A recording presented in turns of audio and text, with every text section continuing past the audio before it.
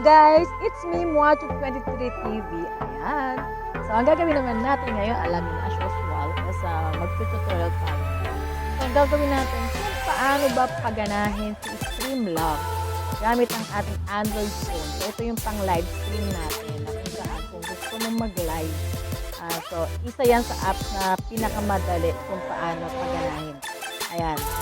Okay, so, siyempre bago natin gawin yan, make sure lang na nakaklik ka na dito sa red button na to, subscribe, and kalembang all na rin yan para na ma-update ka sa mga lahat ng mga i-upload ko. So, okay na ba? So, tara!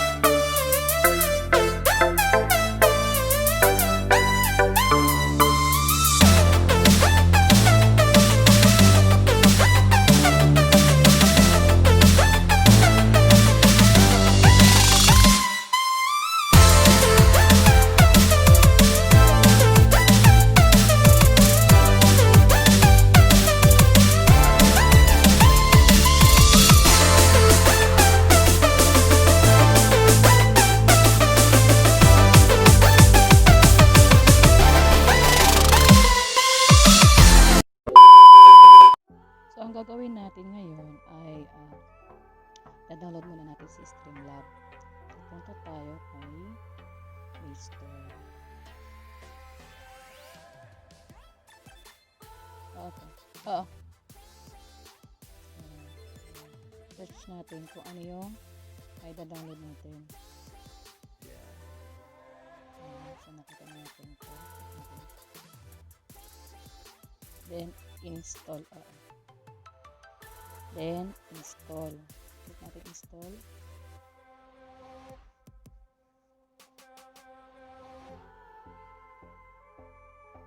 So, hintay lang natin guys. Ilang segundo lang naman yan siya. Wait lang tayo.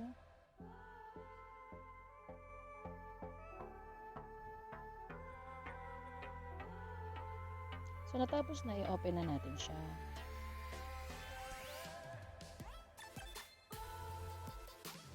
Ayan. So, ngayon, pinapipili ni StreamLabs kung saan mo i-connect yung iyong StreamLabs. So, ang gagawin naman natin ngayon, i-click natin ngayon si YouTube kasi si YouTube doon tayo magla-live stream. So, click natin ang YouTube.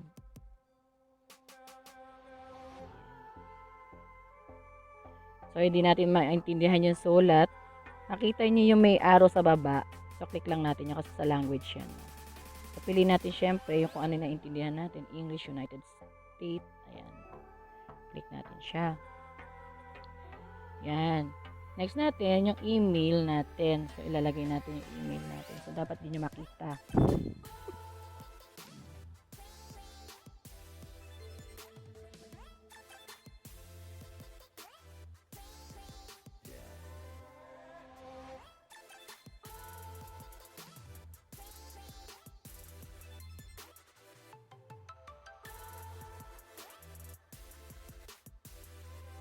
Then, kung nalagay nyo na yung email, address ninyo, so may makita kayong arrow dito sa keypad o keyword, yung key ninyo. Ayan, next natin daw. Siyempre, password hinihingi.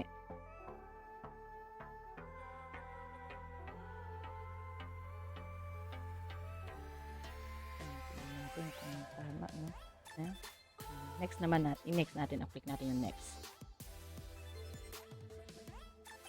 Ayan na. Maka-connect na tayo guys, no? So, yan. Higilid siya ngayon. Ngayon guys, sabi niya, let's get you set up. Ayan. So, camera. Click natin yung camera. And then, yung screen. Always yan. Kasi pagka hindi niya click yung camera, wala kayong tsura. Hindi makikita yung, yung aura nyo. Ayan. Ganun din sa screen, no? Then, next natin yan. So, dito i-check nyo kung ano yung makikita ng mga manonood sa inyo. alert box, ayan. Yung event list, pwede yan. Yung chat box, yan. Gusto nyo makita, ayan. So, dito sa donation stick, pwede nyo na mailagay, jar, magkakaroon ng jar sa gilid, and donation goal. Ngayon, kung halimbawa, tatlo lang, kasi ako usually tatlo lang ginagamit ko. Ayan, so, ayun yung select widgets nyo. Ayan. Idadan nyo na lang yan. Depende sa inyo kung anong gusto nyo dyan lagay. Make sure lang yung chat box lagi yan. Yan, yung alert box, saka yung event list. Okay? And then, i-click natin yung done. Yan. Sabi niya, enable camera and mic. So, kailangan yan. Sabi niya, we need some permission. We required the camera and microphone to be enabled in order to stream. Ewan ko tama yung pagkaka-pronounce ko. Bala kayo dyan. Okay, enable na natin siya. And then, sabi niya, allow StreamLabs to take photos and record video. Sabi niya, i-allow lang natin siya. Allow StreamLabs to record audio. Allow din. Ayan siya. Ngayon, dito, privacy notice, StreamLabs will start capturing everything that's displayed on your screen. Okay, start now. Ayan. So, eto na siya, guys. So, hindi pa siya naka-record, pero mapapansin nyo na yung camera natin nasa likod, no? So, ang gagawin natin, ihaharap natin siya bago tayo mag-start. So, ito yung camera, setting na camera, iharap lang natin siya. Ayan, nasa harapan na. Okay? So, next natin gagawin, bago natin siya ang tawag na yung may ano sa YT, so YouTube nyo, i-click muna natin siya. Click. Okay, so dito, go live on YouTube. Sabi niya, persistent stream to main channel o other persistent stream. Hindi ko alam kasi hindi ko masyadong ginagamit yun. Hindi ko ginagamit as in. Active event, continue an existing event. Ibig sabihin, kung yung dati mong StreamLabs, pagla-live stream, i-continue mo lang. Okay? Upcoming event, ito naman po yung start scheduled event. Ini-schedule mo yung parang premiere ng LS mo. So, dito tayo sa baba. Create event, create a new broadcast, and start in immediately. So, hindi ka na nag-premiere, direct ka na magla-live ka. Okay? So, next na gagawin natin. So, kinlik natin yon yung create, no? So, ito na siya. Ngayon, gagawin natin. So, katulad niyan, unlisted pa siya dun sa dito, sa taas. I-edit natin yung title. So, punta tayo sa taas na to. Click natin. Ayan. So, makikita nyo dyan yung stream info. Okay? So, click mo yan para malagyan mo siya ng title. Although may title na siya na may live stream, pwede mo siyang dagdagan. Click mo lang yan. Pwede mo siyang dagdagan ng kunwari, yung live stream ko, number 33 na. O, dagdagan mo pa siya. Magdagdag ka pa ng ibang title, pwede. Then, pag natapos ka, click mo tong back para mababa siya. And then, sa description, huwag nyo nang palitan yan. Doon ka na lang sa which people can watch. Sino ba yung gusto mong manood sa'yo? So, usually, anyone. Okay? And then, save mo siya. Para makita na siya sa YouTube channel mo na meron na, no?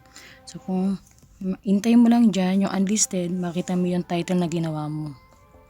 Yan na siya. And then, yung may makikita kang tao, ibig sabihin niya kung ilan yung nanonood sa'yo. Okay? Dito naman sa baba, send a message. Pwede ka dyan mag-chat. Pwede ka dyan mabasa mo lahat ng mga nagme-message sa'yo. So, yun lang. Tapos na, kung mapapansin nyo, kung ilan yung wifi mo sa gap, no? So, mahina siya. Poor connection, ang mangyayari dyan sa'yo, loading ka.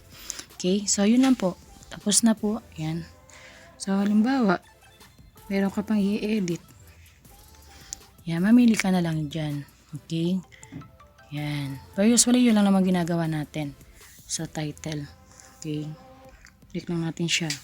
So, kung gusto mong i-mute, mute. Okay? Kung gusto mo marinig yung boses mo, ayan siya. So, yun lang po. Thank you, salamat. Don't forget the thumbs up, subscribe, subscribe my YouTube channel. Ayan, si Muachop23 TV. Ayan. Don't forget the bell all. Thank you po. So, pwede mo nang i-off kung tapos ka na. Click mo lang yung ayan, and finish. Ayan. Back. Thank you.